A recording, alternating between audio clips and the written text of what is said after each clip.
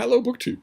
As some of you will know, Matthew at Mayberry Book Club and I have turned his channel name into a reality for several months now and read a book a month together, or a series of books together each month, and invited you to join along.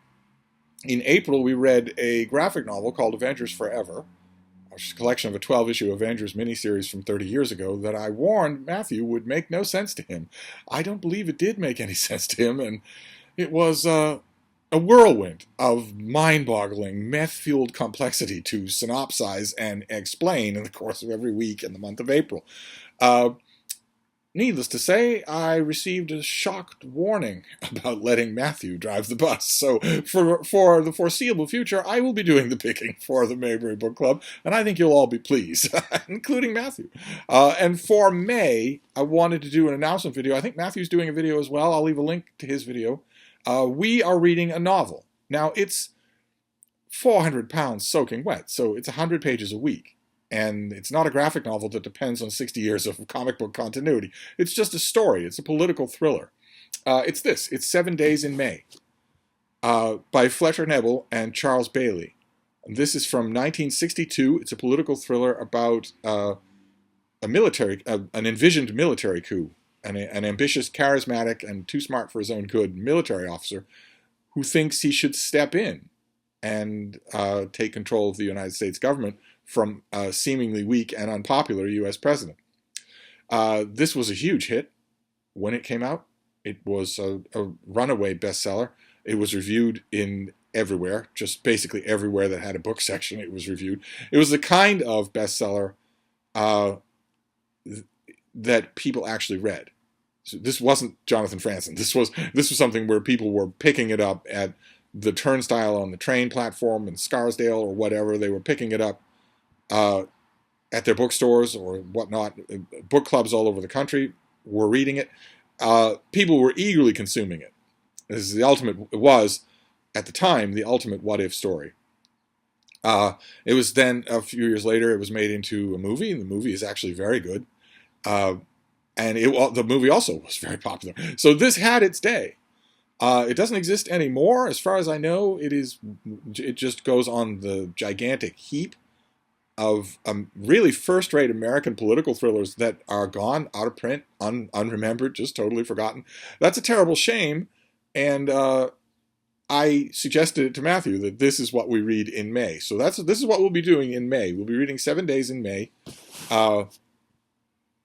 about 100 pages a week, thereabouts. The book, of course, is broken up into discrete segments because the action of the story takes place over 7 days. But that doesn't really work with a month, does it? So we'll just read a quarter at a time, a quarter of the book at a time, 100 pages. I think you'll find this very engaging reading. 80 million Americans back in 1962 were not all wrong. A great number of my critical brethren praised this to the skies as first-rate popcorn entertainment.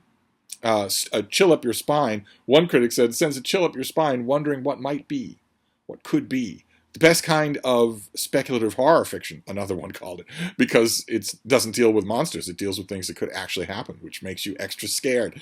I don't know what kind of an effect it'll have on you, but it's worth your time. I'm not claiming that this is War and Peace, but it's worth your time. It'll be a fun thing to read. We're going to have fun in May reading this and talking about how the story develops over the course of 4 weeks.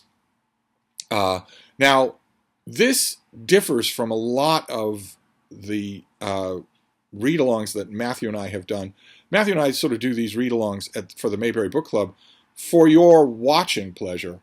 We don't always key them up for your participation, which is why we've picked so many graphic novels that you would have to go out and spend money on. My own read-alongs back in the olden days when I did read-alongs on this channel, I almost exclusively stuck to books that you could get that were in the common domain.